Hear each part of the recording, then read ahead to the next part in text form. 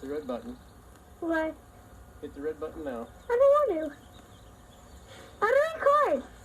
Hit the red button now. I'm recording. Dad! Dad!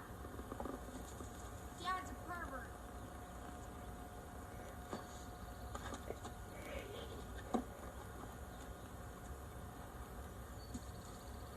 Yes, sir. Give me the camera now.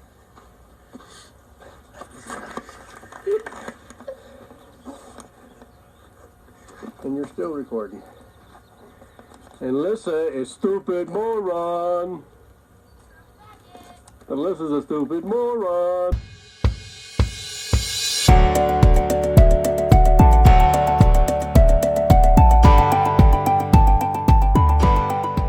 Halo semuanya, kembali lagi sama gue, Kenny Arizona. Jadi pertama-tama gue pengen banget minta maaf ke kalian karena gue telat ngupload videonya.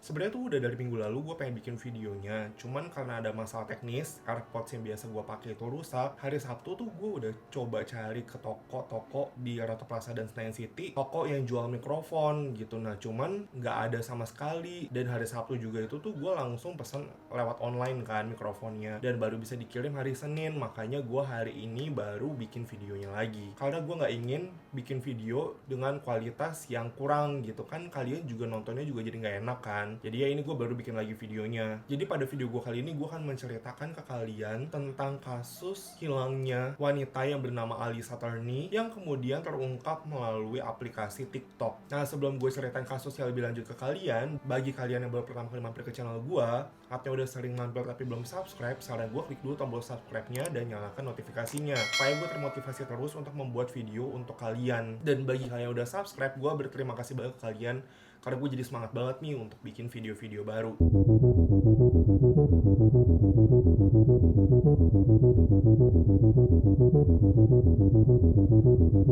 Alyssa Mary yang lahir pada tanggal 3 April 1984 merupakan anak perempuan dari pasangan Barbara dan Stephen Stram. Mereka berdua menikah pada tahun 1982 dan bercerai karena Barbara berselingkuh dengan seorang pria yang bernama Michael Terni. Barbara dan Michael menikah pada tahun 1987 saat Alyssa masih berusia 3 tahun. Alyssa memiliki kakak tiri laki-laki yang bernama John. Jadi John ini beda bapak gitu sama Alyssa. John merupakan anak dari hubungan antara Barbara dengan pria sebelum Stephen Stram. Setelah Barbara dan Michael menikah, Michael pun mengadopsi Alyssa sekaligus John secara legal atau berdasarkan hukum. Michael juga memiliki 3 anak laki-laki dari pernikahan sebelumnya. Barbara dan Michael pun dianugerahi seorang anak perempuan yang diberi nama Sarah Terni. Mereka semua tinggal bersama sebagai Big Happy Family. Namun, pada tahun 1992, Michael dipecat dari pekerjaannya sebagai electrician setelah Michael mengalami cedera. Sifat Michael pun langsung berubah drastis dan tidak seperti sebelumnya. Pada tahun 1993, Barbara didiagnosa mengidap kanker. Ia meninggal 2 tahun kemudian ketika Alyssa masih berusia 8 tahun. Michael pun harus membesarkan Alyssa dan anak kandungnya yang bernama Sarah Terni itu sendirian. Kombinasi dari kematian Barbara dan status penganggurannya ini membuat Michael pun menjadi semakin hancur lagi. Michael ini sangat strict dalam mendidik Alyssa, sehingga membuat sifat Alyssa saat bertumbuh dewasa itu tuh menjadi rebel atau pemberontak lah terhadap ayahnya. Saking strictnya, Michael selalu mencari tahu keberadaan Alyssa, bahkan mengawasi Alyssa teleponan sama siapa aja dan mengawasi di tempat kerjanya Alyssa juga. Alyssa ini bekerja sebagai part-timer di lokal fast food restoran yang bernama Jack in the Box. Ada video yang direkam oleh Michael saat dia sedang mengawasi Alyssa yang lagi bekerja saat itu. Pada tahun 2008, polisi mengetahui bahwa Michael menaruh CCTV baik itu di dalam dan di luar rumahnya juga. Bahkan sampai merekam segala komunikasi teleponnya untuk nge-track anak-anaknya itu tuh teleponan sama siapa aja.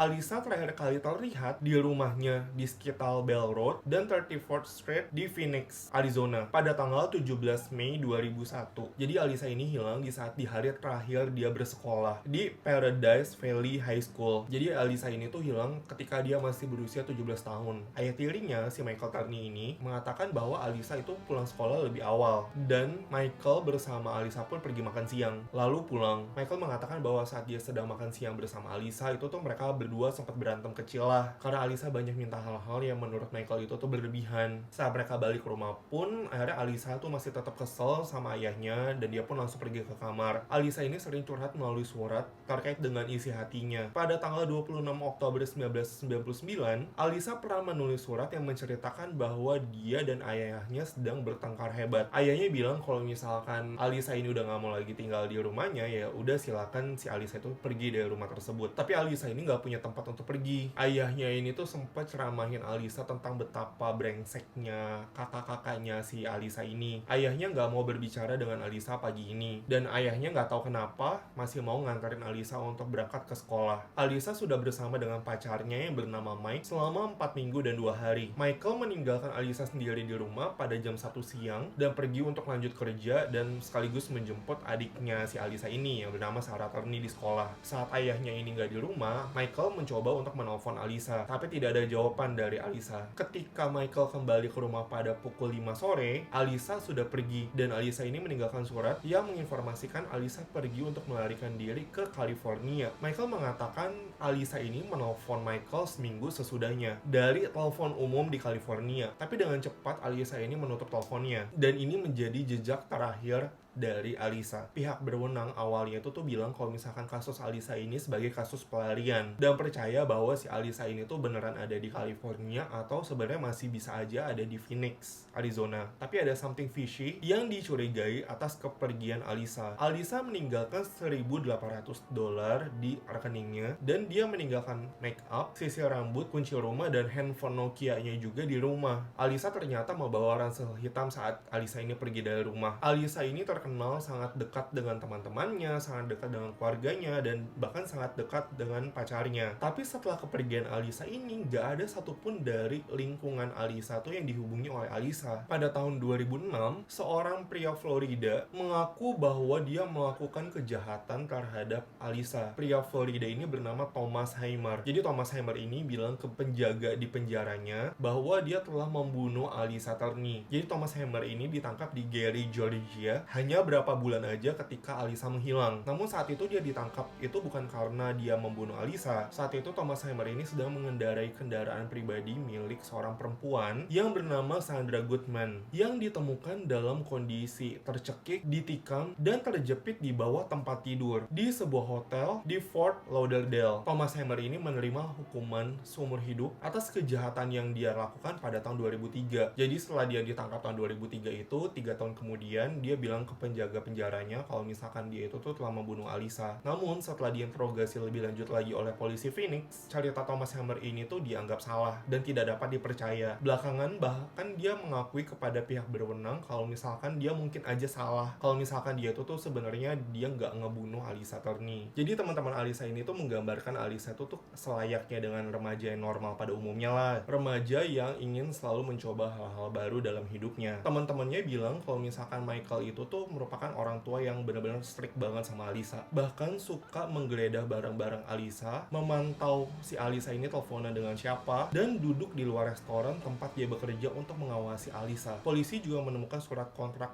yang aneh yang ditulis oleh Michael dan ditandatangani oleh Alisa. Jadi di dalam surat kontrak itu Alisa menuliskan bahwa dia tidak pernah dilecehkan secara seksual oleh ayah tirinya sendiri, yaitu Michael Turney, dan kemudian ditandatangani oleh Alisa. Michael Turney juga memasang CCTV baik itu di dalam dan di luar rumahnya, dan bahkan sampai merekam segala komunikasi teleponnya. Setelah Alisa ini menghilang, Michael menolak untuk mengikuti tes poligraf atau bahkan interview dengan polisi aja. Michael ini menolak. Jadi Michael ini tuh nggak pernah berkomunikasi dengan polisi secara langsung, hanya melalui fax, email, atau telepon aja. Michael nggak pernah memberikan rekaman CCTV itu kepada polisi saat Alisa menghilang. Tapi Michael mengatakan setelah dia meninjau dari rekaman CCTV-nya itu nggak ada sesuatu yang mencurigakan. Michael juga mengatakan bahwa alat yang digunakan untuk merekam segala komunikasi teleponnya itu pada saat Alisa menghilang itu tuh nggak nyala. Alisa pernah cerita ke teman dekatnya, dan teman dekatnya itu tuh bilang bahwa Michael pernah melecehkan Alisa ini atau pernah mencoba melecehkan si Alisa ini. Alisa juga pernah cerita ke teman-temannya bahwa kalau misalkan si Alisa itu tuh pernah dicekik dan diborgol juga oleh oleh Michael. Namun si Michael ini menyangkal tuduhan itu dan mengatakan bahwa si Michael adalah orang tua yang baik dan gak pernah nyakitin anak-anaknya. Tahun sebelum Alisa menghilang, Alisa pernah mengajukan keluhan penganiayaan anak terhadapnya. Nah, akhirnya Michael itu jelasin lah ke layanan perlindungan anak bahwa dia itu tuh nggak kayak gitu dan bilang kalau misalkan pernyataan Alisa adalah bohong. Michael mengatakan bahwa kamera dan perekam komunikasinya itu tuh dia gunakan untuk alasan keamanan, bukan untuk dia mengawasi dari aktivitas anak-anaknya.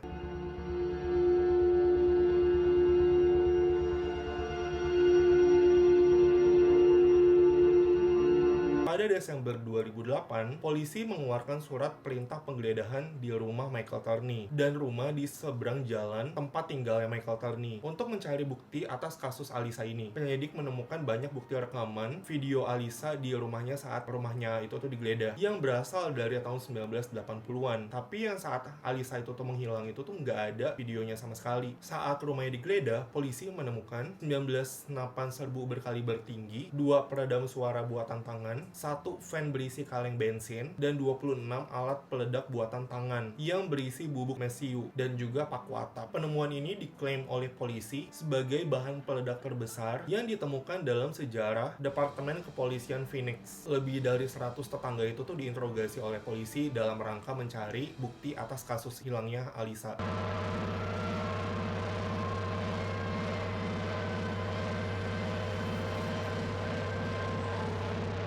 Dan Michael pun ditahan atas penyimpanan bahan-bahan peledak ini. Saat Michael ditangkap, Michael membawa 2 pistol, alat perekam, dan 7 amunisi, dan juga pisau. Saat polisi menggeledah rumahnya, polisi juga menemukan sebuah dokumen setebal 98 halaman yang berjudul Diary of a Madman Martyr. Dalam dokumen yang ditulis oleh Michael ini, Michael menuduh International Brotherhood of Electrical Workers yang menjadi dalang dibalik kasus pembunuhan atau hilangnya Alisa ini. Michael ini telah bekerja sebagai electrician pada tahun 1980-an dan Michael ini sering banget mengeluh tentang pekerjaannya lah. Setelah Alisa ini ngilang, Michael bilang ke polisi kalau misalkan Michael ini merasa bahwa tempat kerja lamanya itu tuh punya dendam sama Michael dan telah menculik Alisa untuk membalaskan dendamnya kepada Michael. Dalam Diary of a Madman Martyr yang ditulis oleh Michael ini, Michael juga menuliskan bahwa dia telah membunuh 2 pembunuh yang bertanggung jawab atas kematian putri tirinya dan bahwa Alisa dimakamkan di Desert Center,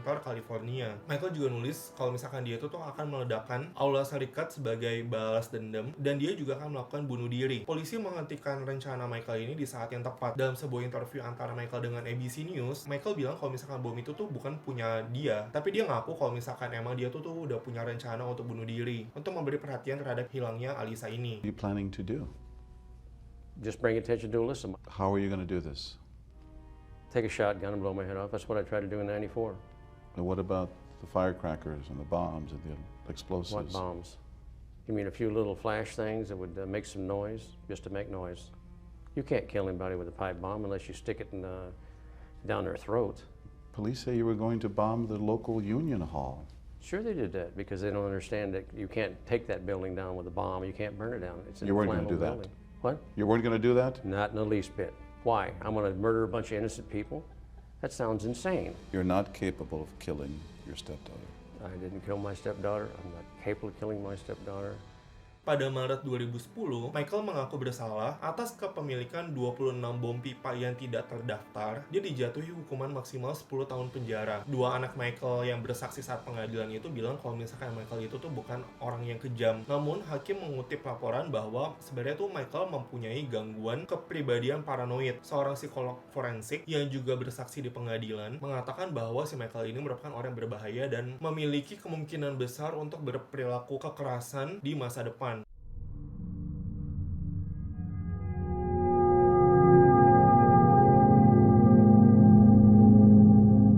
Setelah Michael ini dibebaskan dari penjara pada tahun 2017, anak kandung dari Michael yang bernama Sarah Turney bertemu dengan Michael di Starbucks dan meminta jawaban atas hilangnya kasus Alisa. Saat Sarah ini ngobrol-ngobrol dengan ayahnya, diam-diam Sarah ini merekam conversation yang mereka lakukan melalui HP-nya. Dan Sarah pun memposting di TikTok terkait pembicaraan yang mereka lakukan. Berikut merupakan video sekaligus rekaman atas percakapan antara Sarah Turney dengan ayahnya. Be there at the deathbed, sir, and I'll give you all the honest answers you want to hear. Why don't you give them to me now? Because you got them now.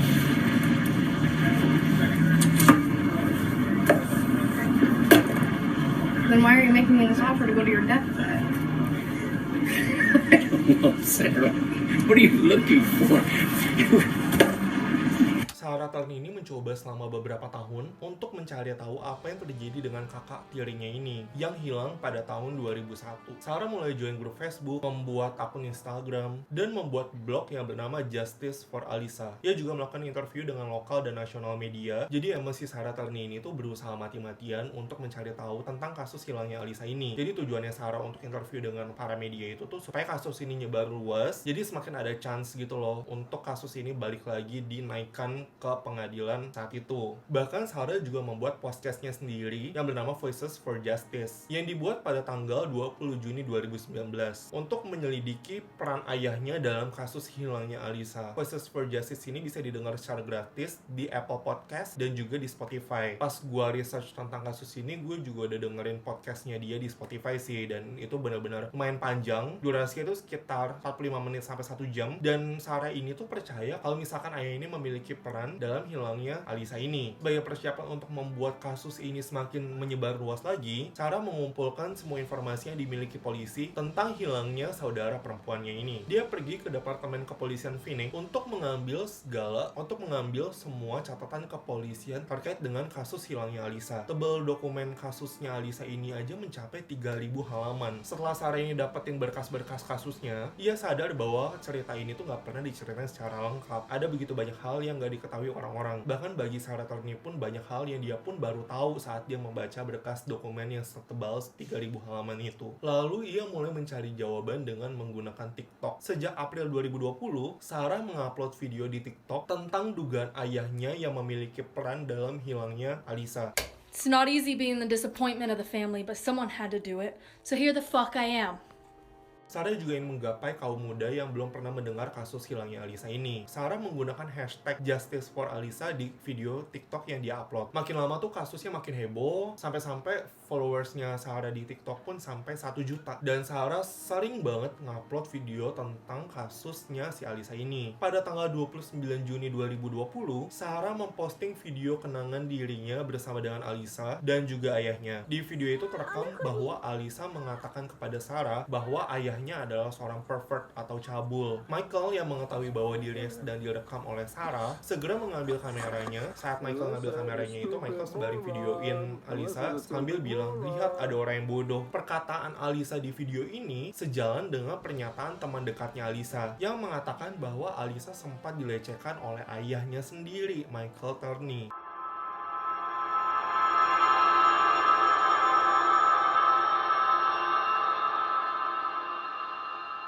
Selama 19 tahun menemui jalan buntu untuk menemukan pelaku pembunuh dari Alyssa Turney, akhirnya rencana dari Sarah Turney pun berhasil. Pada tanggal 19 Agustus 2020, juri utama Maricopa County mendakwa Michael atas satu tuduhan pembunuhan tingkat 2 yang termasuk dengan kejahatan kelas 1 atas kematiannya Alyssa ini. Michael ditangkap keesokan harinya pada tanggal 20 Agustus 2020. Pihak pengadilan menolak untuk mengatakan bukti apa yang mendorong pihak kepolisian untuk menangkap Michael Turney, karena tidak pernah ada konfirmasi yang mengatakan bahwa tubuh Alyssa ditemukan. Pada tanggal 21 Agustus 2020, Maricopa County Attorney's Office mengumumkan keberhasilan mereka dalam menangkap Michael Turney dan mengumumkan dakwaan yang dikenakan pada Michael. Today, I am announcing the grand jury indictment for second-degree murder of Michael Roy Turney, Alyssa's stepfather. Pada hari yang sama juga, Sarah ini posting ke Instagram dan juga TikTok miliknya yang bilang kalau misalkan dia yang mengatakan bahwa ayahnya telah ditangkap atas kasus pembunuhan Alyssa. Dan Sarah nggak bisa berhenti nangis di video itu, saking terpukulnya. Sarah juga berterima kasih kepada orang-orang yang selalu mendukung dan membantunya dalam menyebarluaskan berita ini, karena tanpa bantuan dari orang lain, hal ini nggak mungkin terjadi. Berkat mereka, kasus Alyssa menjadi pusat perhatian media. Sarah juga memposting di Twitternya dan Dengan tweet, aku gemetaran dan aku menangis. Kita berhasil guys. Jangan pernah menyerah untuk berharap mendapatkan keadilan. Ini perlu waktu hampir 20 tahun tapi kita berhasil. Gimana menurut kalian tentang kasus ini? Kok bisa ada orang tua yang tega membunuh anaknya sendiri? Dan gue pun salut banget sama Sarah Turney atas kegigihannya dalam mencari tahu kasusnya